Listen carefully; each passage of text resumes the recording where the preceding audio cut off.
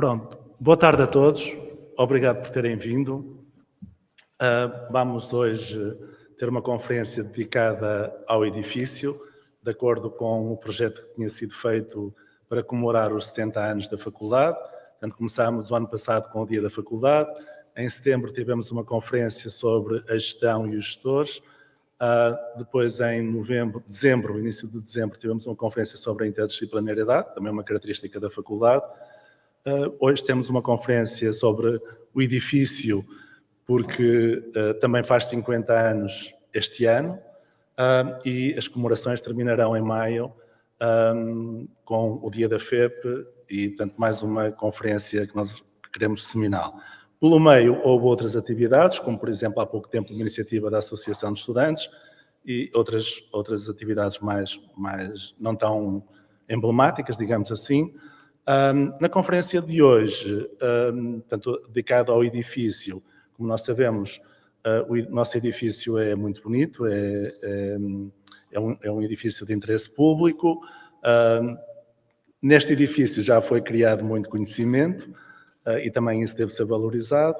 Temos connosco dois arquitetos, a quem muito agradecemos. O arquiteto Sérgio Fernandes, que trabalhou com o arquiteto Viana de Lima, também o arquiteto Pedro Rodrigues. Depois temos no formato, que são os oradores principais, Pedro Rodrigues. Martins, desculpe. E depois temos no formato habitual destas conferências dois comentadores, que são dois professores da faculdade, o professor Varjão, antigo diretor e que acompanhou durante a sua vigência as obras que ocorreram, e a professora Ana Paula, que esteve muito associada às ditas obras.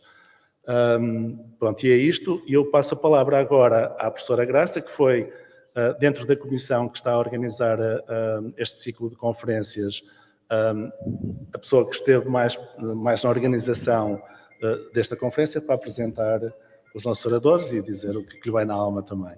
Muito obrigado a todos.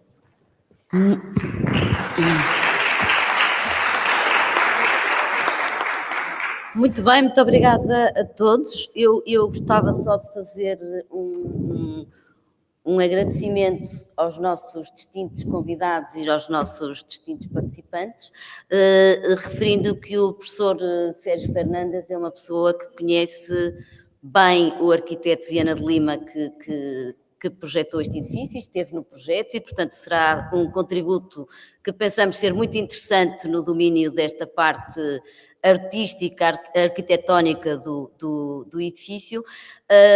Este edifício, como sabem, foi também renovado há uns anos atrás, e quem esteve nessa obra, juntamente com o professor José Manuel Soares, foi o arquiteto Pedro Martins, que fez o favor de aceitar também o convite para estar aqui connosco e nos falar um bocadinho desta outra fase do edifício.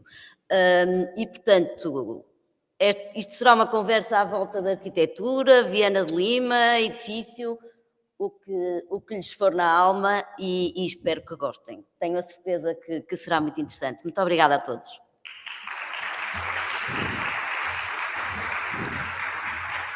Obrigado a todos, bem-vindos. Eu queria já juntar estas primeiras palavras, o prazer que é o público de estar a acompanhar este aniversário e estas comemorações, e com este privilégio especial que quem está em casa não tem direito, mas nós temos, é de estar a falar do autor dentro da obra, que é normalmente uma situação rara, mas eu que tive o privilégio de ser passeado por alguns dos organizadores pelas paredes deste edifício, sem bem da qualidade daquilo que estamos a falar, do facto de se tornar, de ser um edifício que, apesar de já ter alguns anos, ele está aqui 50, alguns 50 anos, ele está aqui, continua absolutamente funcional e exibindo, se quisermos, uma arquitetura que demonstra a mestreza de quem o desenhou. Mas dito isto, eu não saberei dizer quase nada comparado com aquilo que Sérgio Fernandes poderá juntar, ele que colaborou de perto com Viana de Lima e com Taveira Losa, que é autor do livro Percurso da Arquitetura Portuguesa, e que eu lhe pediria que nos dissesse um pouco e nos desvendasse um pouco o que era trabalhar com esse mestre e o que foi este trabalho. Muito obrigado. Muito boa tarde a todos, as minhas saudações a todos. Antes de mais, queria agradecer o convite que a Faculdade de Economia da Universidade do Porto, através da professora Graça Moura, me dirigiu para participar nestas comemorações do cinquentenário desta obra. Cinquentenário é mais do que cinquentenário, não é exatamente. Fiquei um bocado assustado com esta coisa da conferência, porque vou dizer umas quantas palavras, e agora também assustado também, porque de facto eu não sou autor desta obra, nem muito menos. Eu trabalhava com o arquiteto Viana de Lima quando se fez este projeto. Mesmo correndo o risco de repetir-me, tantas vezes falei desta obra, mesmo aqui na faculdade, é com todo o gosto que venho dizer algumas palavras sobre o especial significado de que se reveste este edifício no campo da arquitetura e, obviamente, evocar a figura do autor do seu projeto, o arquiteto Viana de Lima, que conheci a partir da minha adolescência, com quem trabalhei durante anos e com quem estabeleci relações de grande amizade. Não posso deixar de citar aqui hoje também a presença, agora não, mas na altura, do engenheiro Napoleão Amorim, autor do projeto de estruturas desta obra, que foi um colaborador incansável e que tinha uma competência fora do lugar. Era um homem que tinha passado pelo Brasil, e o Brasil e a engenharia civil eram realmente duas situações de ponta nesta altura. E ele exerceu aqui muito bem o seu trabalho.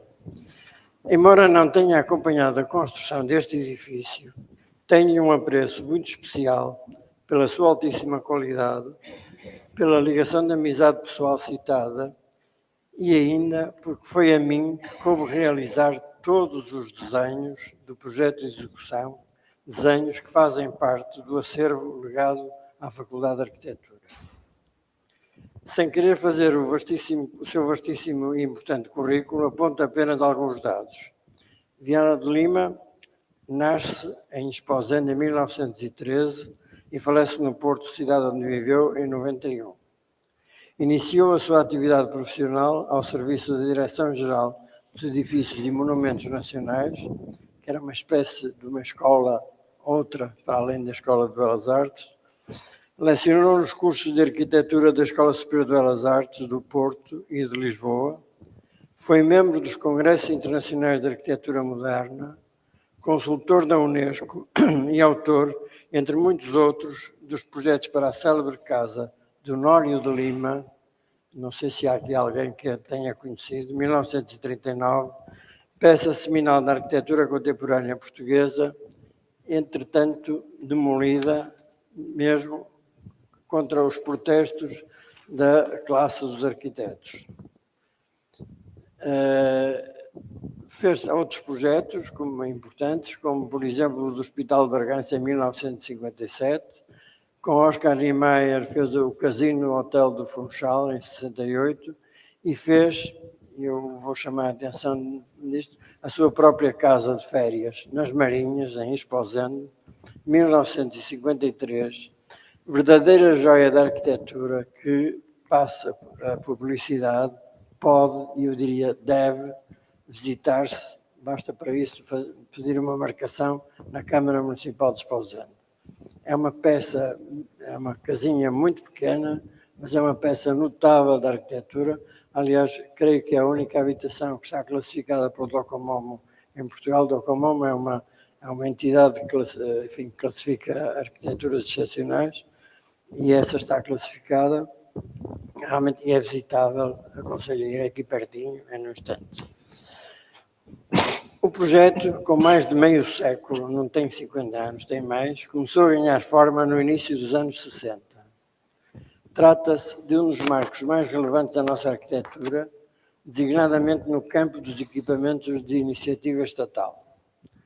A ditadura do regime de Salazar, que se impôs de 26 a 74, afirmara-se, em continuidade, pela defesa de valores de caráter nacionalista, pretensamente historicistas, identificáveis muitas vezes com as linhas de ação dos regimes fascista e nazi, vigentes na Itália e na Alemanha no início dos anos 40 do século XX.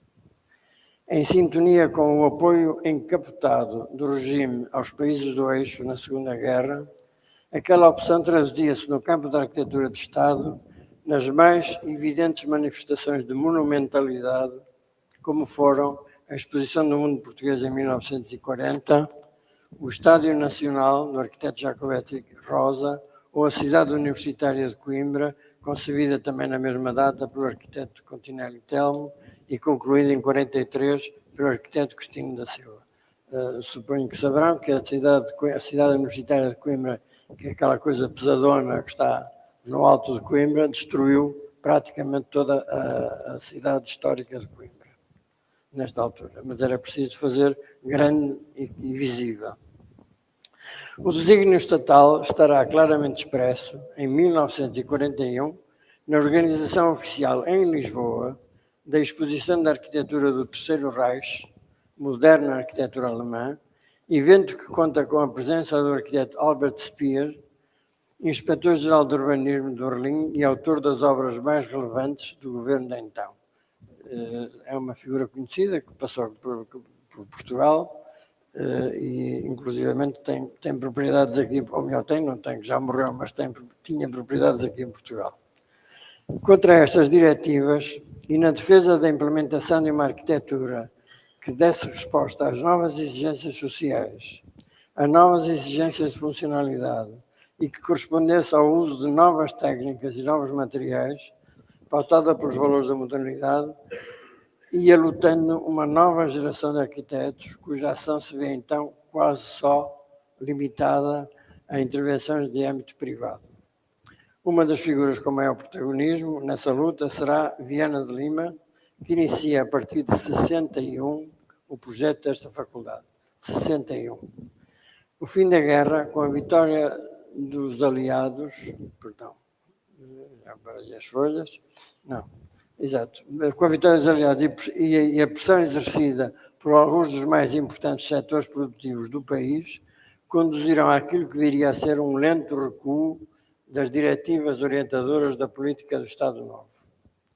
Em simultâneo, vão-se abrindo perspectivas para a afirmação de novas posturas ideológicas. É nesse contexto que surgem os grupos profissionais ICAT, Iniciativas Culturais Arte e Técnica, em Lisboa, e ODAM, Organização dos Arquitetos Modernos, no Porto, em 1947. Viana de Lima será um dos seus elementos. Estes movimentos organizados ganharão especial expressão no primeiro Congresso Nacional dos Arquitetos em 1948, congresso onde houve subitamente e contra as diretivas do Estado uma espécie de sublevação desta geração nova na altura, que fazia parte de Viana de Lima, que transtornou completamente os planos do Congresso, que era anunciado por um discurso do Ministro das Obras Públicas que dizia: Salazar é o melhor arquiteto do país. Na abertura mesmo. Portanto, neste Congresso, Viana de Lima se destacará com uma importante intervenção a favor da arquitetura e do urbanismo modernos, essencialmente fundamentada nas teorias de Le Corbusier e da Carta de Atenas, claramente combatidas pelo poder político. Eu, se calhar, as pessoas não sabem o que é a Carta de Atenas, não têm que saber, nós arquitetos sabemos, é uma espécie de postulado de uma série de regras para acabar com as cidades com problemas de habitação, etc., enfim, e que alterou completamente o urbanismo nos anos 30, 40. Identificando-se com o movimento moderno, não deixará nunca de ser um apaixonado seguidor das suas diretrizes. O prestígio que foi adquirindo e a sua relação pessoal com o próprio Corbusier, eu suponho que sabem quem é, e com a elite de arquitetos europeus que constituíam o seu círculo mais próximo, estariam na origem do convite, em 1951, para tornar-se delegado português aos Congressos Internacionais de Arquitetura Moderna, ou CIAM, que era o fórum máximo da arquitetura europeia e até mundial, cuja atividade cessaria apenas no fim dos anos 50. individualmente ou acompanhado por outros arquitetos nacionais, teve ocasião de submeter a debate internacional algumas das obras mais importantes da produção portuguesa. Apesar de ideologicamente contrário ao poder estabelecido, galardoado com o Prémio Nacional de Arquitetura da Fundação Carlos de Gulbenkian em 1961, conquistou, pela qualidade da sua produção arquitetónica, o reconhecimento de amplos setores da sociedade, neles se incluindo elementos com poder decisório do Ministério da Educação. De facto, dentro do Ministério da Educação havia 3 ou 4 pessoas influentes que também não alinhavam exatamente com as diretrizes da arquitetura de Estado e, portanto, apoiaram esta entrega. A sua presença no panorama disciplinar internacional justificará ainda a sua associação com Oscar Niemeyer, o autor da maioria dos prédios de Brasília, não de Brasília como se costuma dizer. O autor do plano de Brasília foi o arquiteto Lúcio Costa, mas foi, de facto, o Oscar Niemeyer, que é, digamos, uma das figuras máximas da arquitetura mundial.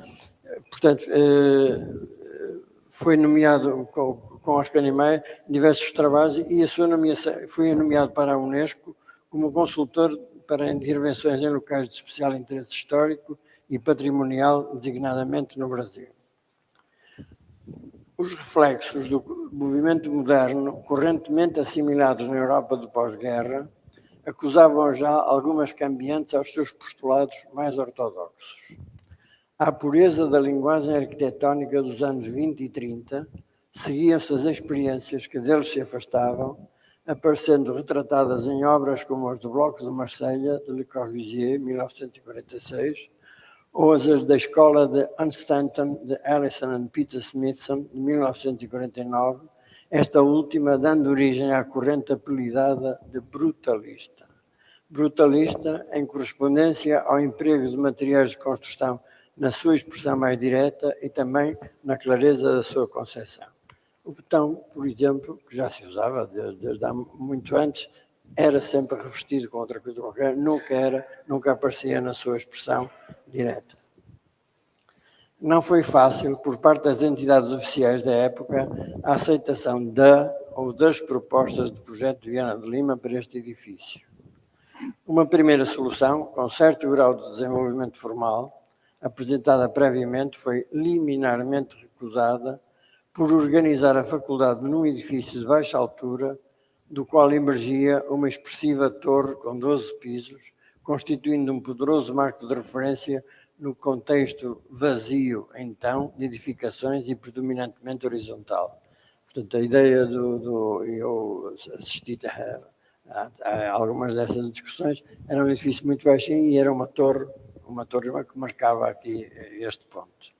A solução que acabou por ser aceita e que genericamente corresponde ao edifício construído, também ela foi objeto de intensas discussões. Prenderam-se essencialmente com o que, pelas autoridades, era considerado um desperdício de área atribuída aos espaços de distribuição. Ao contrário, Viana de Lima considerava-os essenciais, como veio a verificar-se, para o estabelecimento de uma sociabilização permanente, potencializadora do enriquecimento da aprendizagem. Este edifício, todos nós que estamos ligados à universidade, temos uma inveja enorme deste edifício, porque, de facto, todos estes espaços são fundamentais para as pessoas se encontrarem, para criar diversos tipos de ocupação, coisa que nos edifícios que se fizeram posteriormente não foi possível. Eu estava na direção da Faculdade de Arquitetura quando se fez o novo edifício do CISA, que é um edifício belíssimo também, mas as restrições da área, os corredores não podiam ter mais de 1,40, havia uma série de restrições de áreas que foram impostas e que aqui não eram, e que o arquiteto Viana de Lima defendeu o mais que pôde. Rematando o extremo norte do espaço de entrada deste grande átrio, uma extensa rampa de 2 tramos, que daria maior leitura de continuidade aos atos principais nos 2 pisos, acabaria por ser sacrificada, contrariando a opinião do arquiteto. Portanto, este átrio prolongava-se por uma rampa enorme que voltava para cá, de acesso ao piso de cima. Seguindo a evolução apontada, mas em absoluta obediência às linhas gerais presentes nas realizações do movimento moderno, o edifício da FEP tem um fortíssimo caráter objetual. É uma das características, aliás, posteriormente depois muito combatida, e com razão, do movimento moderno, é que a maior parte das arquiteturas eram objetos muito legíveis, muito isolados, muito afirmativos. A preocupação com a ligação ao contexto não fazia parte, e este edifício também procurou isso quando foi feito, ser um edifício muito objetual, implantado num espaço sem referências próximas, isto era vazio quase, destaca-se intencionalmente da envolvente, para isso contribui não só a clara definição dos seus volumes, como o facto de assentar num poderoso plinto que, artificializando a ligação ao solo, enfatiza a sua presença e o torna independente dos suaves acidentes topográficos do terreno. Os espaços da faculdade organizam-se maioritariamente em 2 pisos acima do solo, a extensão feita para o corpo da biblioteca, centro simbólico do saber, notabilizado pelo seu desenvolvimento em 3 pisos e ainda pelo especial tratamento dado com o vigoroso jogo de quebra-luzes a um dos seus paramentos mais evidentes. Portanto, acentuar esta ideia da biblioteca da sabedoria era uma intenção que se traduziu no próprio projeto, uma intenção do arquiteto Viana de Lima.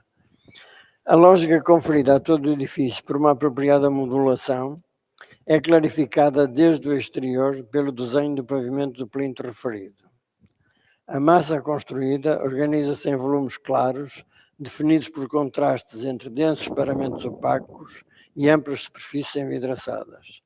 A leitura destes volumes vai dando nota da própria organização funcional. Na fachada poente, a de maior significado representativo, pode ler-se explicitamente o espaço de entrada ligado ao ato principal, o volume da zona administrativa assinalada pela expressiva varanda da sala do Conselho, ou, refletido num vasto espelho de água, o volume do Salão Nobre, assinalado pela existência de um grande lanterninho, que está aqui em cima, e por uma gárgula com evidente tratamento escultórico.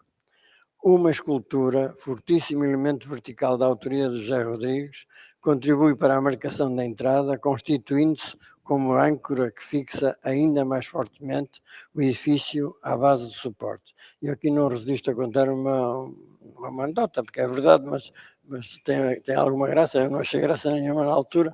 E eu, como disse, fui eu que fiz os desenhos todos deste projeto, e os desenhos, digamos, o arquiteto Viana de Lima fazia esquiços, desenhos rápidos, e nós interpretávamos e, enfim, sempre cotejados pela opinião dele, íamos fazendo os desenhos rigorosos.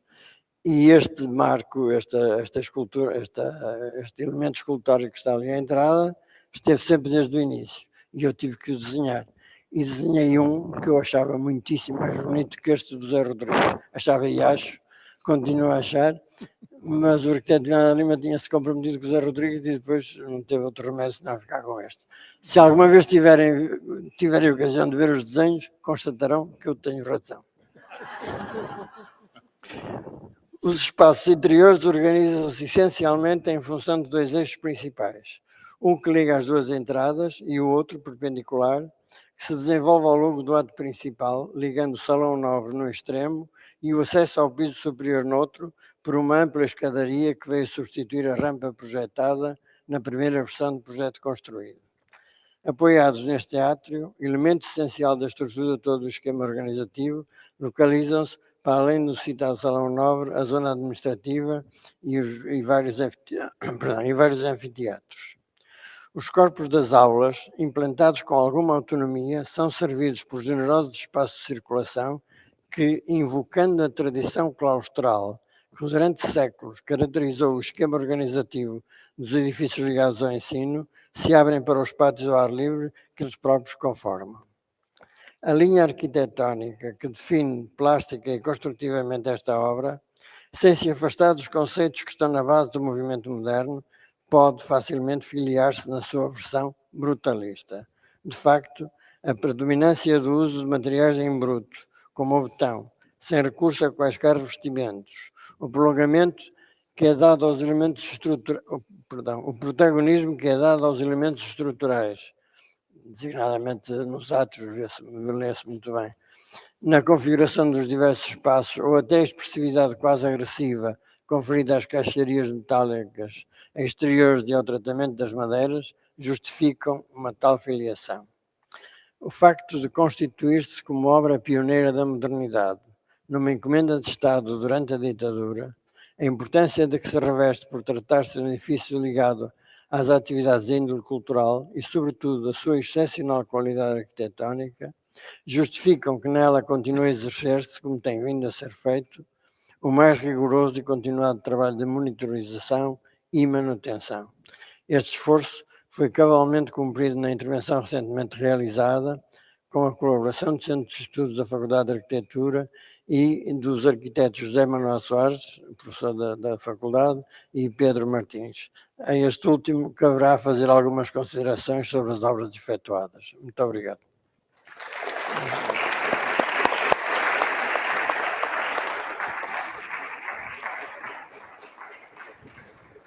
Segue-se o arquiteto Pedro Martins. Suponho que vamos poder perceber melhor como é que se traz este edifício para o século XXI, sem desvirtuar e mantendo, digamos, a raiz daquilo que é a sua arquitetura, e suponho, não sei se com muito trabalho ou com pouco trabalho de adaptação, mas pronto, estamos aqui para ouvir. Sim, obrigado. Antes de mais, eu queria agradecer o convite. Eu estou aqui em substituição do arquiteto José Manuel Soares, que por razões de saúde não pode estar presente. Ele sim é o arquiteto coordenador desta obra de conservação do edifício. Eu fui o colaborador que acompanhei mais de perto este trabalho e, portanto, durante todo o tempo que isto decorreu, acompanhei de perto. Portanto, isto foi uma equipe... Eu gostava, antes de dizer que eu não preparei um texto, portanto, eu tenho aqui só umas notas. Vou ler um pouco, enfim, seguindo aqui não tenho um texto preparado. Portanto, foi uma equipe vasta de arquitetura e de engenharia que trabalhou neste projeto durante quase 10 anos. Portanto, é um trabalho que começa em 2010, na altura ainda acompanhado pelo arquiteto Sérgio Fernandes, no Centro de Estudos da Faculdade de Arquitetura. Depois, mais tarde, em cerca de 2013, o arquiteto José Manuel Soares acaba por liderar e, portanto, coordenar o projeto e, portanto, daí para a frente eu tive a oportunidade de o acompanhar. Nessa altura era um edifício que estava, eu não diria maltratado, mas descuidado, quer dizer, havia uma série de patologias, o edifício fruto da idade portanto, havia coisas que estavam mal conservadas, que não tinham sido bem tratadas, havia ocupações abusivas de alguns espaços que estavam completamente desvirtuados e portanto, o projeto na altura podia-se dividir talvez em 3 grandes temas. O primeiro era esta questão exatamente da reorganização funcional, quer dizer, de que forma é que se poderia devolver ao edifício as suas funções originais, porque nós tínhamos salas de refeição em espaços que foram originalmente projetados para salas de aula ou reprografias a funcionar em salas de aula ou gabinetes de professores também a funcionar em salas de aula. Aliás, o que aconteceu é que muitas salas de aula foram sendo ocupadas para diversas funções. Isto foi um dos temas, portanto, a reorganização funcional. havia um segundo tema muito importante que era, de alguma forma, que era o tema dos auditórios, dos 8 auditórios, e de que forma é que se poderia resolver uma questão que foi talvez, pronto, mal resolvida no projeto inicial, que era, portanto, os auditórios não eram confortáveis para os alunos, portanto havia alguma dificuldade, ou os alunos eram mais pequenos, tinham uma estrutura mais pequena e cresceram. Posso fazer uma ressalva. Houve aí um erro qualquer de execução, tenho a certeza, porque eu sempre fui pequenino e portanto, e já na altura que isso acabou, era muito desconfortável. Houve um erro qualquer, ou foi uma imposição de número de... Não sei, porque, como digo, não seguia a obra, mas não podia ser aquilo, tinha que ser realmente alterado. E isto era realmente um tema importante, porque eram 8 auditórios, portanto eram imensos lugares sentados, e havia que resolver esta questão. Eu depois à frente também falarei. E depois havia, claro, o tema portanto, do restauro e da conservação de uma série de patologias. As mais importantes eram as caixilharias do edifício. Portanto, as caixilharias em aço estavam muito degradadas, algumas delas, e a envolvente exterior, portanto, o próprio betão, fruto dos anos e também fruto da sua composição inicial, já apresentava um estado avançado de degradação. É importante referir que, nesta altura, portanto, nomeadamente em 2013, o edifício é classificado como edifício de interesse público. Isso foi ótimo também, por um lado, porque é um reconhecimento do próprio, portanto, da importância da arquitetura do próprio edifício, como também, para nós projetistas, foi importante porque isso permitiu-nos, com o argumento de que era um edifício classificado, permitiu-nos não ter de cumprir todas as obrigações legislativas, porque se assim fosse, então, era uma desgraça em termos de compartimentação contra incêndio e outras legislações de segurança que nos iriam obrigar, isso sim, a desvirtuar o edifício, porque senão o projeto não seria aprovado. Eu destacaria só assim, e para não me alongar muito nesta exposição, portanto, e voltando um bocadinho atrás, portanto, o tema da reorganização funcional teve aqui 2 ou 3 aspectos muito importantes. Um deles era a cantina, porque a cantina estava instalada num sítio originalmente pensado para ser uma cafetaria. E quando o edifício começou a funcionar, não havia absolutamente mais nada aqui à volta, os alunos não tinham onde comer, não havia nada. A cafetaria foi transformada numa cantina e ocupou imediatamente 2 salas de aula. E, portanto, quando passados estes mais de, portanto, 35 anos, quando começamos a trabalhar nisto, 35 anos quase, sim, já havendo outros espaços com essa valência aqui no Polo, houve essa possibilidade de realmente tirar a cantina, portanto, que era um refeitório, era uma coisa enorme, que transformou imenso os espaços onde se instalou e, portanto, conseguiu-se retirar a cantina e voltar a ter uma cafetaria. Por seu lado, havia uma cafetaria mais pequena aqui junto ao Salão Nobre, que essa sim foi transferida para o sítio da cafetaria original. Pronto, e houve outras reposições em termos de compartimentação e até havia ocupações abusivas de espaços de circulação, pequenas divisórias, em átrios, em recantos, coisas às vezes até, ou da associação de estudantes, ou de pequenas, enfim. que se conseguiu limpar e, portanto, repor a situação original.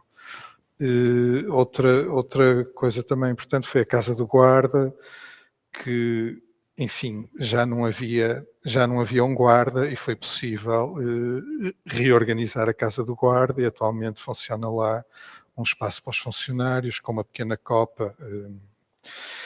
Pronto, isto era o tema da reorganização funcional. Depois, a questão dos auditórios, que eu já tinha referido, foi uma discussão, puseram-se inúmeras hipóteses, porque as pessoas não cabiam nos auditórios, portanto, as pessoas não se conseguiam sentar, ou então sentava-se duas pessoas e depois já não se conseguia passar, tinham tudo que pedir licença para passar, as cadeiras eram em betão, eram estreitas, e portanto a opção que tomamos depois de várias discussões foi suprimir uma fila sim, outra não, portanto, à vez suprimir uma fila de cadeiras, portanto, reduzindo a capacidade dos auditórios a cerca de metade, e ao mesmo tempo dotá-los de uma mesa, que é um pequeno estirador que permite a circulação e ao mesmo tempo o acesso até dos professores a todos os espaços, numa nova formulação de salas de aula que se usa agora bastante, que é a sala Harvard, em que os professores circulam pela sala toda e acompanham os alunos de perto. E, portanto, os auditórios foram reformulados neste sentido. Portanto, a própria cadeira foi refeita, foi feito um molde, reconstruiu-se a cadeira. Isto foi um trabalho que teve o apoio do INEGI, da Faculdade de Engenharia, e desenhou-se uma nova mesa. Pronto, e depois houve outras pequenas coisas, quer dizer, umas não tão pequenas, como as caixilharias, por exemplo, foi um trabalho imenso, porque acabou por se chegar à conclusão que para que se conseguir reparar as caixilharias, tal era o seu estado de degradação, que elas acabaram por ser desmontadas, grande parte delas, não sei, eu diria cerca de 80% das caixilharias foram desmontadas, transportadas para a oficina, pintadas novamente e repostas com vidros novos, porque de outra maneira não se conseguia fazer. E, portanto, alguns caixilhos são muito grandes, como se pode ver, têm cerca de 4 metros de altura por 8, os maiores têm 4 metros por 8 de desenvolvimento, portanto, são os caixilhos imensos, portanto, mas pronto, foi um dos trabalhos que se fez.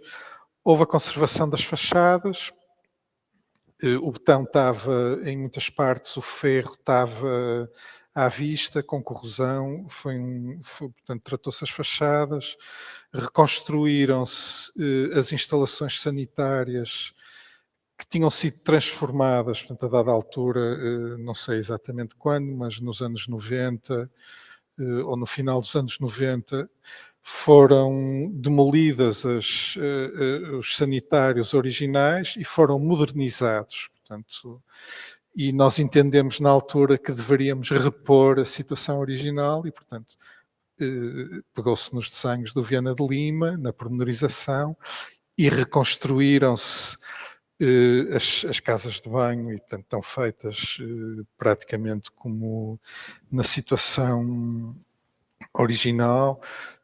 Em geral, os sistemas do edifício, tudo o que são sistemas de iluminação, climatização, portanto foi tudo revisto, modernizado, quadros elétricos, havia imensas instalações clandestinas, calhas, fios a passar por imensos, portanto, coisas à vista, muitas vezes sem cuidado nenhum, e portanto tudo isso foi limpo e, portanto, repôs-se a situação original. Havia os tetos, é uma coisa que não se nota muito, mas na altura tinha um impacto muito grande. Os tetos estão cheios de uns alçapões, estes tetos em betão dos espaços de circulação, tinham uns alçapões que puseram a dada altura umas tampas em metal, que tinham uma presença enorme, portanto, tudo isso foi limpo. Conseguiu-se pôr o espelho de água a funcionar, que foi uma grande conquista, e funciona ainda bem, porque é um elemento distintivo e que valoriza imenso o edifício. Praticamente nunca funcionou, não é? Acho que funcionou durante poucos anos e depois construiu-se uma nova rampa na entrada nascente, uma rampa para deficientes. Há uma sinalética nova, houve outras até situações de cores, havia superfícies pintadas que tinham desaparecido, tinham sido... Pronto, em geral, resumindo, foi um trabalho de reposição, a procura foi, no fundo, tentar compreender como é que era o edifício originalmente, o que é que estava bem, o que é que não estava bem, e repôs-se, em geral, o mais possível a situação original. Quer dizer, mesmo as poucas coisas que nós desenhamos de novo, e eu referia, são 2 ou 3, portanto, há um pequeno balcão ali na entrada onde está o segurança. Há uma nova rampa que eu já referi para deficientes na entrada nascente. Mesmo as mesas dos auditórios são elementos novos. Mesmo esses, houve um cuidado e uma tentativa de que eles se integrassem no que é o espírito do desenho e da obra do Viana de Lima. Pronto. Enfim, é isso. Gostava só de terminar dizendo que foi uma honra e poder trabalhar numa obra com esta dignidade. E muito obrigado.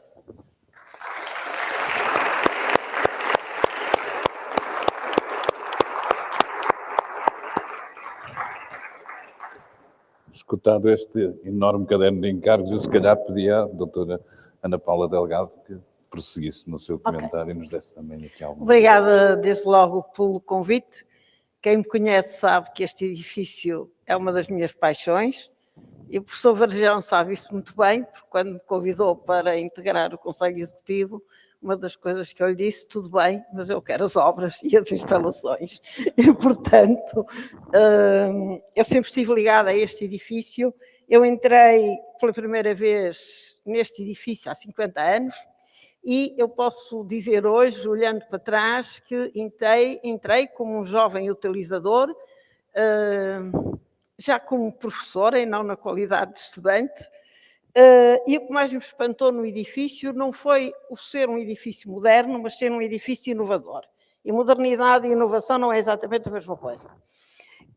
E o que era para mim absolutamente inovador no edifício, eu não sou arquiteta, não tenho nenhum conhecimento específico nessa área de conhecimento, foi claramente o botão à vista, sobretudo as cofragens, em que, se nós olharmos para essas cofragens, nós vemos os veios da madeira, aqui não, mas nas salas, os pregos, a largura das tábuas, foi também a generosidade das janelas, e dos envidraçados, os imensos jardins, que são não apenas os jardins exteriores, que de alguma forma encerram o edifício e o afastam da envolvente, mas também os jardins interiores, que o edifício encerra, o espelho d'água e claramente depois os espaços perdidos. Mas também me impressionou o conjunto de obras de arte que o edifício encerrava. Claramente, o obelisco contrastava com o caráter horizontal do edifício, as 2 esculturas dos jardins interiores que dialogavam muito bem com os elementos verdes que estavam nesses jardins e que já não estão, e muito mais tarde a belíssima tapeçaria com o desenho do Júlio Rezende, que hoje ocupa, portanto, uma parede 4 por 8, também acho, uma parede da sala de conselho. Eu vinha das 4 ou 5 salas da Faculdade de Economia no edifício da Reitoria, na Praça Gomes Teixeira. E vinhamos dessas salas numa situação muito particular, porque tinha havido um incêndio e nós tínhamos sido desalojados. E, portanto, nós éramos, assim, um grupo errante que tanto estava num sítio como noutro, e quando nós protestámos, alguém nos disse: os senhores tenham calma, porque o edifício está quase pronto e os espaços perdidos do edifício são maiores do que os do aeroporto do Porto. Eu não conhecia o edifício, tampouco conhecia o aeroporto e, portanto, mantive sempre essa ideia de que ele devia entrar num espaço monumental. Eu continuo a ficar espantada com os espaços perdidos, sobretudo porque tive a oportunidade de estar aqui muitas vezes durante as obras e a reabilitação sem nada e, portanto, olhar para eles completamente vazios. E partilho com o arquiteto Viana de Lima a ideia de que esse espaço não é uma área inútil. Curiosamente, as funções desses espaços perdidos foram reconhecidas pela Comissão Administrativa das Obras em 1965, que, portanto, era um organismo do Estado, e que diz: a ativa vivência dos espaços, tais como vestíbulos polivalentes, que tanto podem servir de passos perdidos como de festa e exposição. Ou ainda mais tarde, 2 anos mais tarde, o relator da Comissão de Revisão da Obra, que diz: os espaços convidam aos contactos de ideias e os alunos permanecem no edifício mesmo fora das horas escolares. E o arquiteto José Manuel Soares escreveu também: amplas, fortes, personalizadas circulações, únicas no panorama da arquitetura portuguesa de todos os tempos. E este caráter de único é claramente reconhecido pelos nossos estudantes. Fica na memória desses estudantes que o consagraram no seguinte trecho da Ode à Economia da Tuna Académica da Faculdade de Economia. E eu aqui tenho que agradecer ao Luís ter-me mandado o texto: passos perdidos, quantos lá se perdem, por entre as vasas de mais um king, marcam-se encontros, festas no swing, passos perdidos, quantos lá se perdem. E, de facto, os passos perdidos são um lugar de convívio que nos, de alguma forma, um lugar de troca de ideias, de permanência, e para mim continua a ser uma incógnita como é que o regime de então autorizou a construção do edifício com estas características que são tão contrárias àquilo que era a filosofia e a prática do regime relativamente ao convívio dos estudantes. Claro que eu também fiquei muito impressionada com os materiais. Os materiais eram inusitados para mim, e com a dimensão de alguns dos elementos da faculdade. Claramente que as caixilharias, como referia o Sr. Arquiteto, e foi um bico de obra tirá-las daqui para serem reabilitadas, os quadros nas salas de aula, de parede a parede, a própria sala dos 70 metros, que tem inicialmente uma capacidade para mais de 250 estudantes simultaneamente a realizar provas, e que é, obviamente, uma sala icónica da faculdade, e, mais uma vez, celebrada na Ode à Economia, agora, claro, 70 metros, estrutura chinesa. Um outro aspecto que eu retenho sempre deste edifício é a modernidade e a harmonia entre o traço do arquiteto e o mobiliário e os equipamentos que foram desenhados ou escolhidos pelo arquiteto Viana de Lima. E aqui nós temos que olhar para os anfiteatros, para as cadeiras de fibra de vidro, para o desenho das mesas e de outro mobiliário, os cinzeiros, os painéis de aquecimento, aqueles painéis imensos cor de laranja que contrastam com o cinzento do betão. Vermelho, sim, é um vermelho mais alaranjado. E nas palavras do próprio arquiteto Viana de Lima, eu achei imensa, quer dizer, ele teve uma preocupação que ele escreve, que é que o mobiliário não precisa de grande manutenção, ou seja, passar um pano e está limpo. E escreve também que o mobiliário era funcional, sóbrio e economicamente justo. Portanto, houve, de facto, uma preocupação muito grande com o mobiliário. Outro aspecto que eu achei espantoso na altura é a concepção do espaço dos serviços administrativos, que eram todos os serviços da faculdade. alunos, financeiros, era tudo. E esse espaço, que é o espaço que nós hoje ocupamos, que é hoje ocupado pelo Gabinete de Apoio à Direção, era um espaço aberto, sem barreiras e plenamente acessível aos utentes. E este era um aspecto muito marcante do edifício, e eu lembro que estávamos em 1974, e é também um dos aspectos que foi menos apreciado pelos utilizadores, pelos nossos colaboradores. Uma das primeiras coisas que as pessoas pediram foi fechar o espaço. E, portanto, uma das questões que se colocava foi criar barreiras num espaço que, de outra maneira, era um espaço aberto. Depois, o edifício tem, para mim, quase aquela... Tem uma característica que também é diferente das características dos outros edifícios que, à altura, o Estado Novo construía. É que o edifício está aberto ao exterior. E, portanto, os muros são baixos, os portões são imensos. E, portanto, desde o início que os nossos jardins são utilizados pelos moradores dos bairros vizinhos. E também é verdade que, a partir do momento em que o edifício iniciou o serviço, e isso foi em novembro de 74, assim que apareceram os primeiros dias de calor, o espelho d'água foi rapidamente apropriado como piscina. E foi exatamente por isso que ele foi desativado. Porque as crianças iam brincar no espelho d'água e aquilo tinha eletricidade e, portanto, nós ficámos com medo que, de um momento para o outro, pudéssemos ter ali um problema. E essa abertura do edifício ao exterior contrasta, para mim, com o encerramento que o edifício também faz, porque o edifício é um edifício, nós temos 2 entradas e, de resto, o edifício está fechado. E, embora seja um edifício que é cinzento, visto de fora, é um edifício que é sumptuário. E aí, de facto, o senhor arquiteto já disse que nunca mais deixaram construir um edifício com esta quantidade de espaço, não é?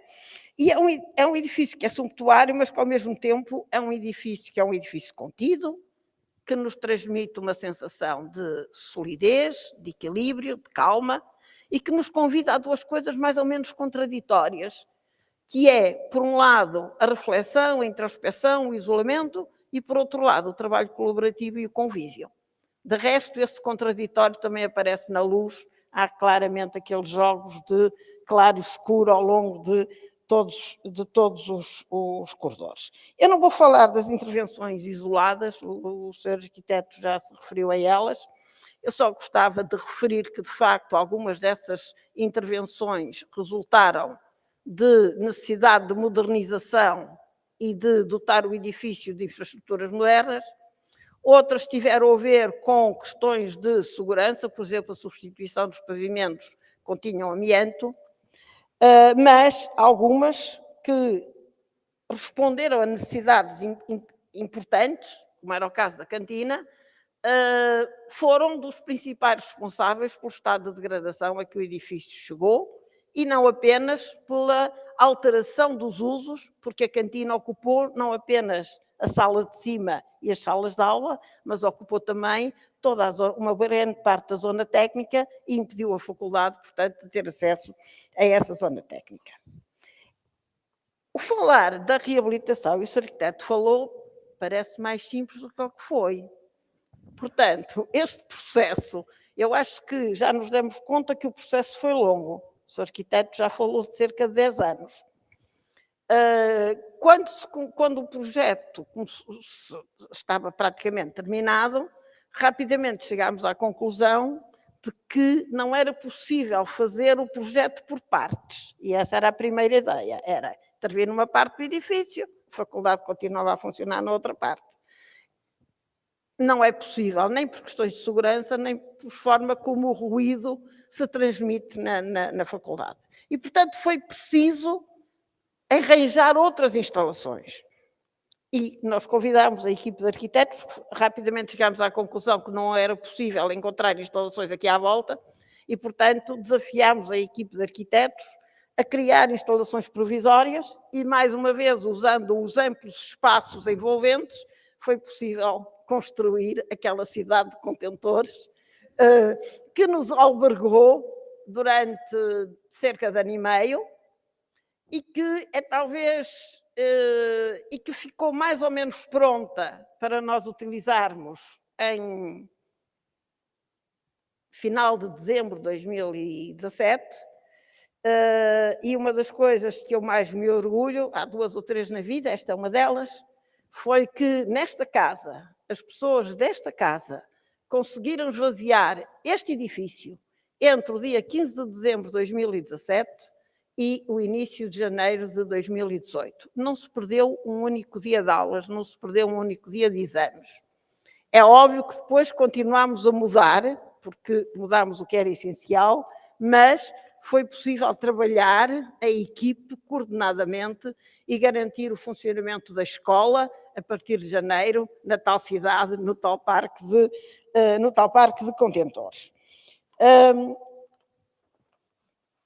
Há um aspecto que o Sr. Arquiteto não referiu, mas que me parece importante referir, e que foi a abordagem que a faculdade teve, e de alguma maneira também a universidade, da reabilitação.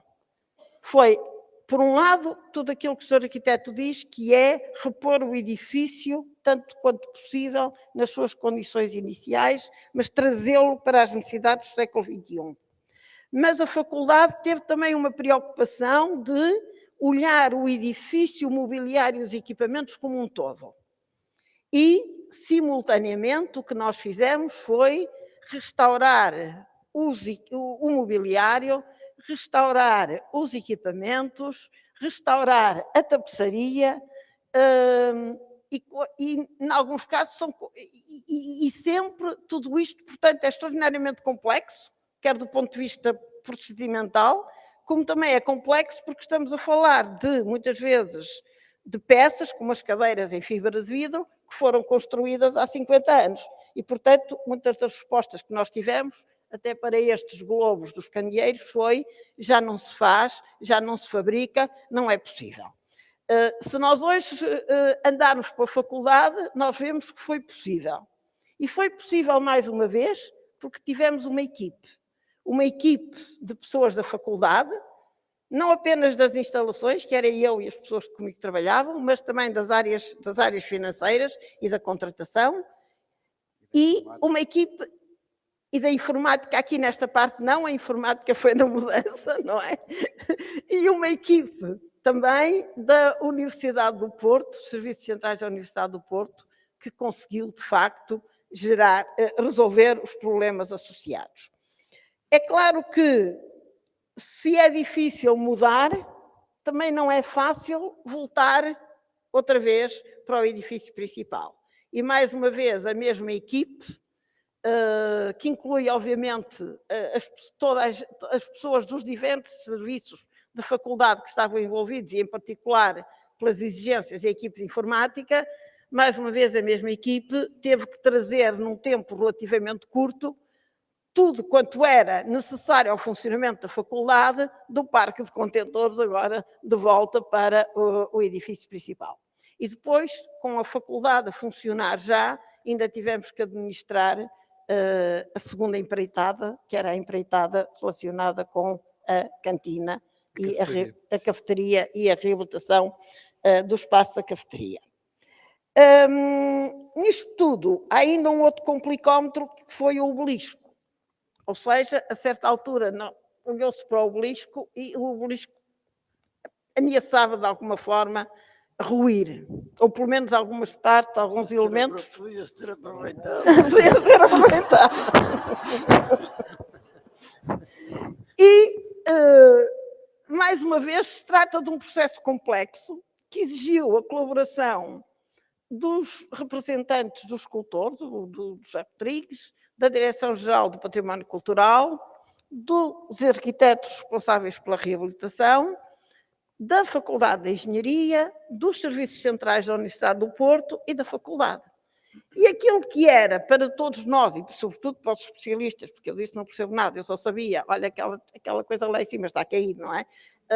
Aquilo que nos parecia uma obra e uma intervenção de restauro, muito cedo se transformou numa complexa operação de desmontagem e reconstrução, está a ver, podia ter aproveitado, do obelisco, da degradação da peça, da obra.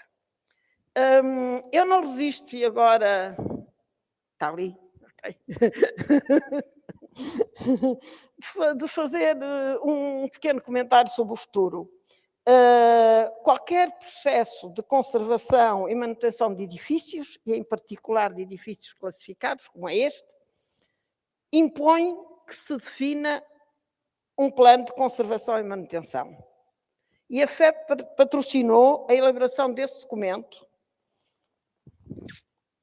que mais uma vez é um trabalho de equipe interna à Universidade do Porto, que sob a coordenação do professor Rico Alejo, envolveu a Faculdade de Engenharia, a Faculdade de Arquitetura e a Faculdade de Ciências. Este é um primeiro documento estratégico, é bem mais volumoso que aquilo que eu trouxe aqui, mas é imperativo prosseguir o caminho iniciado com este documento e elaborar o plano de conservação e manutenção do edifício, porque essa é uma ferramenta essencial, não apenas para defender o edifício e o seu valor patrimonial, cultural e simbólico, mas também para planear financeiramente as intervenções e para as planear do ponto de vista operacional. E, portanto, o desafio que eu deixo aos meus colegas do Conselho Executivo, bem como à Universidade do Porto, é que prossigam esse trabalho, recorrendo aos meios internos, porque quer a FEP, quer a Universidade, têm aí o talento, a competência e os meios necessários para terem uma política sustentável e coerente de conservação do património, evitando que os edifícios cheguem ao estado de degradação em que se encontrava este edifício quando o processo foi iniciado. E para já é tudo. Muito obrigado.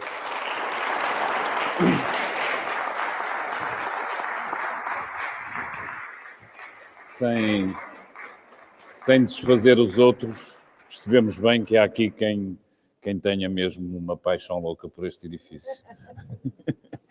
Para fechar, professor José Varejão, muito obrigado. Muito obrigado.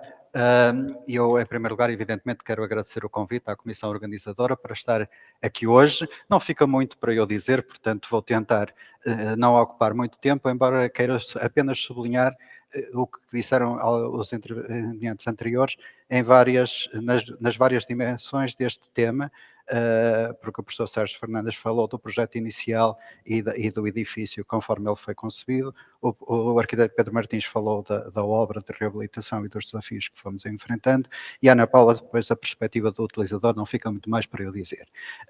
O que é que eu queria sublinhar do que foi aqui dito, e começando por uma coisa que a Ana Paula disse logo no início da intervenção dela. Esta sessão é uma sessão que se insere no programa de comemoração dos 70 anos da faculdade, mas que assinala os 50 do edifício.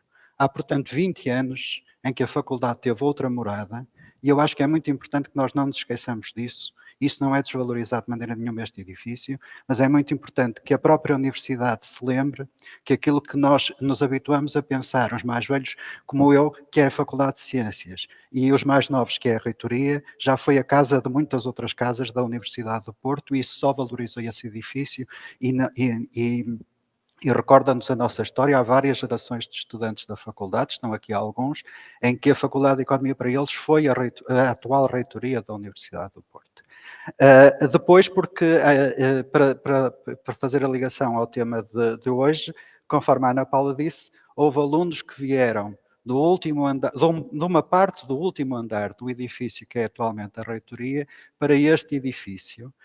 Eles chamavam-lhe o sótão, ao sítio onde estavam, portanto dá para imaginar o que é mudar de uma coisa que, se calhar inapropriadamente, mas com alguma justificação, era visto como um sótão para um edifício destes. Já toda a gente sublinhou o caráter inovador do edifício, e eu queria recordar uma coisa que os que são mais ou menos da minha idade ou mais velhos do que eu certamente sabem, os mais novos não, é que rigorosamente não havia nada nesta zona quando a faculdade para aqui mudou. Rigorosamente nada. O que havia era um triângulo vazio, que tinha 3 vértices, com que nós brincávamos, aliás, que eram o Hospital de São João, o Cemitério de Paranhos e o Hospital de Conde Ferreira, que não estava separado de nós porque não havia VCI. Tudo o resto eram campos. E daí as dificuldades que também penso que foi o arquiteto Pedro Martins já referiu relativamente à necessidade de instalar uma cantina num edifício que não estava preparado para o ter.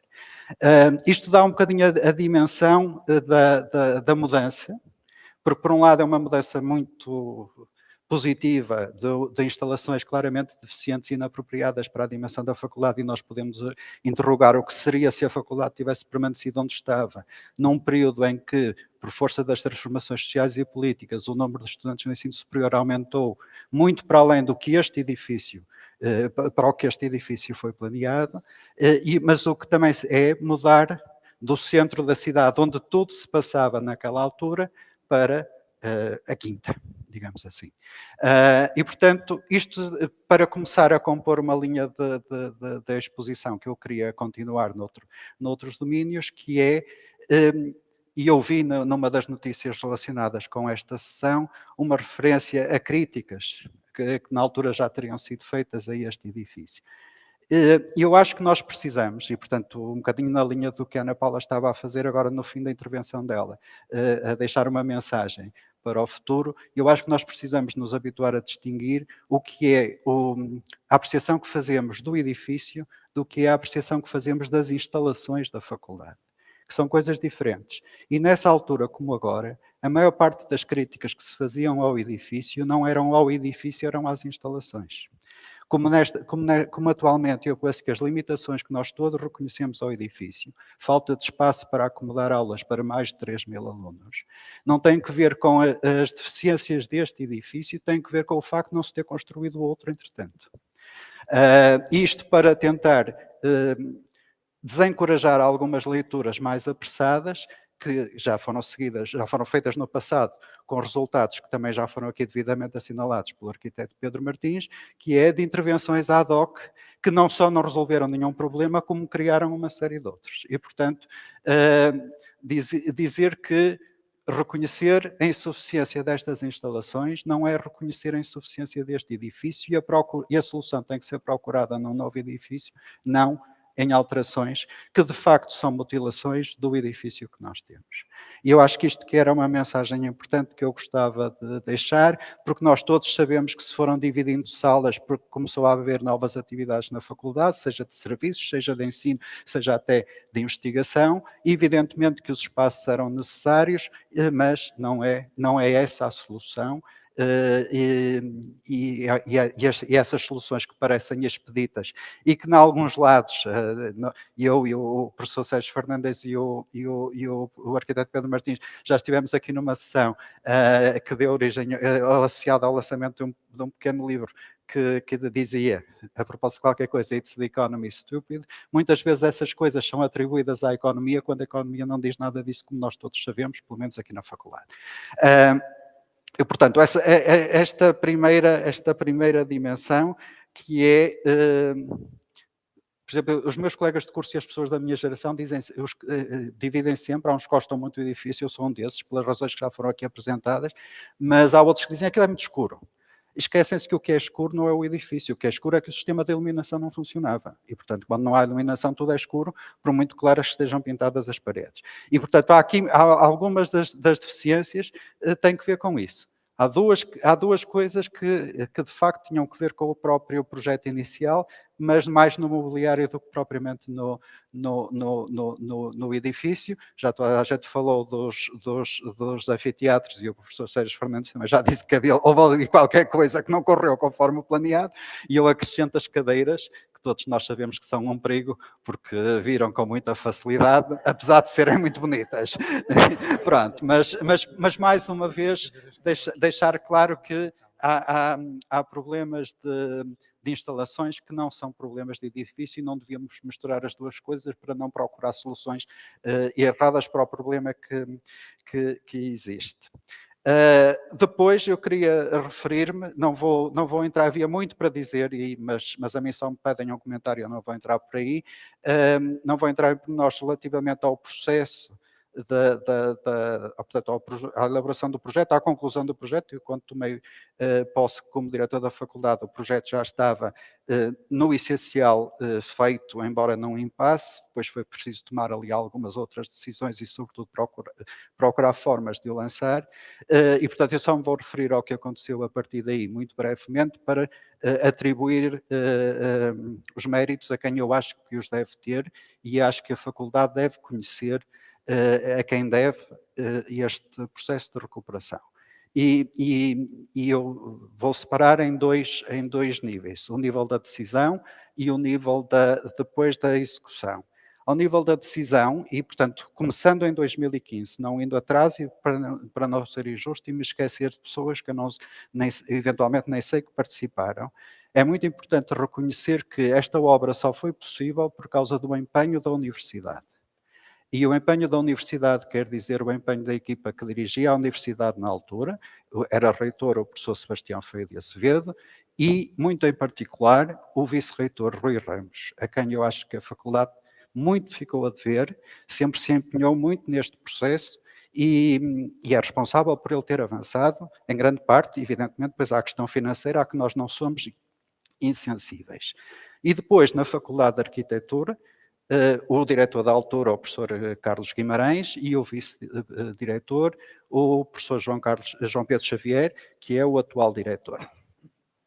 Depois, na parte técnica, da parte do projeto, evidentemente o professor José Manuel Soares, que infelizmente não pode estar aqui hoje, mas que sei que estaria com gosto, o arquiteto Pedro Martins e toda a equipa técnica que os acompanhou. Isto muito claramente, na primeira fase e ao longo de toda a obra, no que diz respeito à equipa técnica. Houve uma mudança da equipa reitoral e eu não queria deixar de sublinhar também a importância do contributo da atual, que não é atual, era a primeira equipa reitoral do reitor Sousa Pereira e muito em particular do vice-reitor António Cardoso, que tinha o pelouro na altura e que foi também essencial numa fase especialmente difícil do projeto, que é sempre uma obra desta dimensão. E, portanto, queria deixar isto, é das poucas coisas em que eventualmente não me estou a repetir, mas seria a mim que me competiria fazer esta referência. Depois, não tenho muito mais a dizer sobre a obra e os seus usos, porque isso já foi feito. Queria dizer qualquer coisa sobre a necessidade de conservação permanente deste edifício, para precisamente evitar algumas dos fatores da degradação que produziram ou aceleraram, era inevitável, em algum momento teria que ser objeto de intervenção, mas que aceleraram a degradação do edifício anteriormente. E há aí duas dimensões. Há a dimensão que a Ana Paula falou, da obra e, portanto, da manutenção permanente, regular do edifício e dos vários sistemas que a compõem, mas há também a dimensão do cuidado na sua utilização. E muitas ou algumas, para ser justo, algumas das dificuldades que o edifício tinha têm a ver com usos abusivos das instalações, que as pessoas percebem quando se lhes diz isso não pode ser porque degrada o edifício. Claro que a primeira reação é dizer lá estão eles, acham que isto que é um monumento e tal, mas depois percebem e sobretudo desafiam-nos a ser mais exigentes e a procurar soluções criativas para problemas que teriam uma solução simples mas inadequada. E este é relativamente lugar comum dizer estas coisas, mas a criatividade, em particular dos alunos, é muito grande para encontrar soluções quando não se deixa ir pelo caminho mais fácil. E houve muitas soluções que eles começaram eles próprios a propor, quando se lhes disse, desculpe, não pode colar fita cola nas paredes, não pode fazer isto, não pode fazer aquilo. E eles encontravam uma solução que não permitia fazer sem ter os mesmos custos. E eu acho que isto é também importante ter a noção que manter um edifício com estas características não é só, e já é muito, fazer as intervenções regulares, é também assegurar que o uso é adequado ao que nós temos. Nós somos economistas, estamos habituados a procurar as soluções melhores no quadro das restrições que temos. Evidentemente, sem prejuízo de ir tentando afastar a restrição o mais longe possível, mas o património, como recursos naturais, tem alguns limites que não é boa ideia pressionar.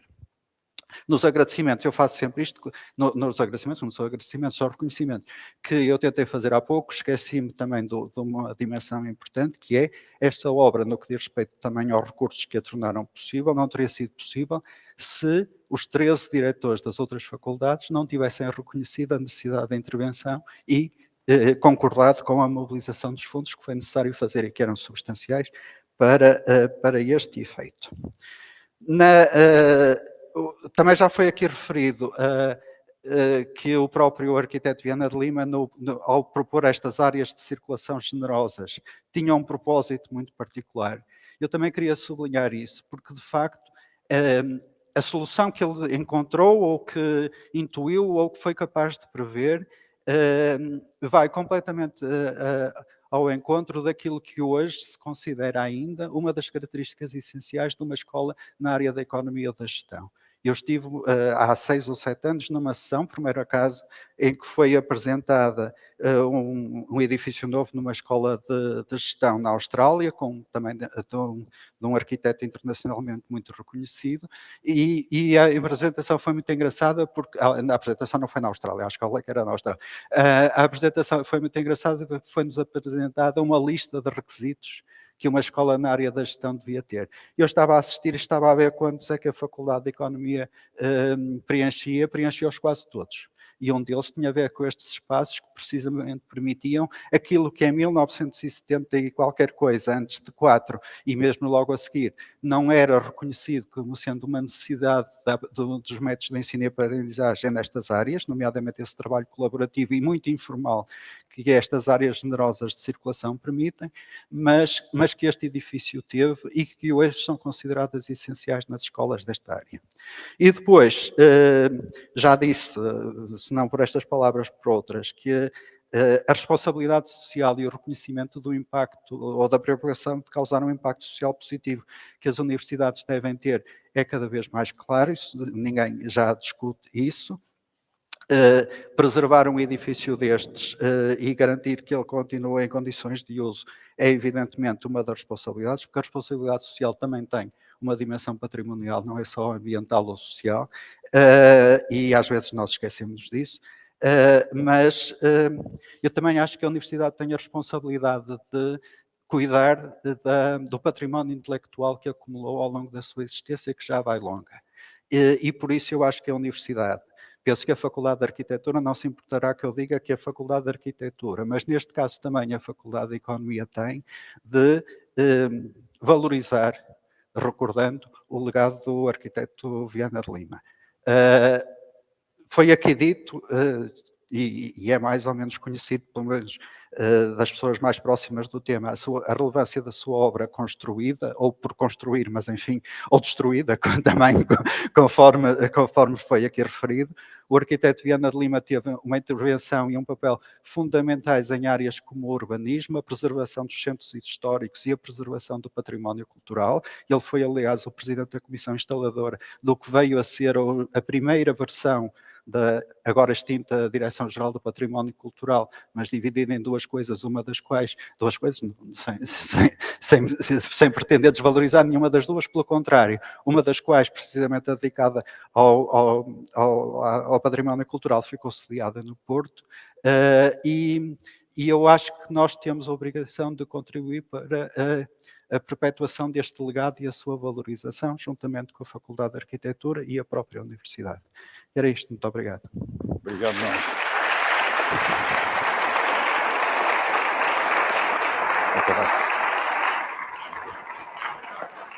Acabar. Agradeço aos 4, estou certo que todos ficamos a conhecer bastante melhor este edifício e a perceber que há gente que tem uma denotada paixão por ele e por aquilo que, obviamente, as horas que dedicou e o trabalho que fez, para aqueles que trabalham e para aqueles que estudam, para aqueles que se formaram aqui e que continuam de alguma forma a chamar-lhe sua casa, porque é isso que se sente para muitos daqueles que fizeram estes 70 anos desta faculdade, muita gente que ainda está entre nós das últimas levas. Eu acho que daquilo que eu tenho tido a oportunidade, as pessoas olham para isto como uma obra de arte, como uma peça de preservação, e tivemos aqui dois bons apelos àquilo que é o trabalho que olha não só para o aniversário que comemoramos e para o tempo passado, mas também para a frente e para o futuro. Ele vai estar aqui, se calhar nós é que já não, daqui a uns tempos, mas ele vai continuar por cá a formar jovens nesta Faculdade de Excelência. Obrigado a todos por terem vindo e obrigado a quem nos assiste em casa.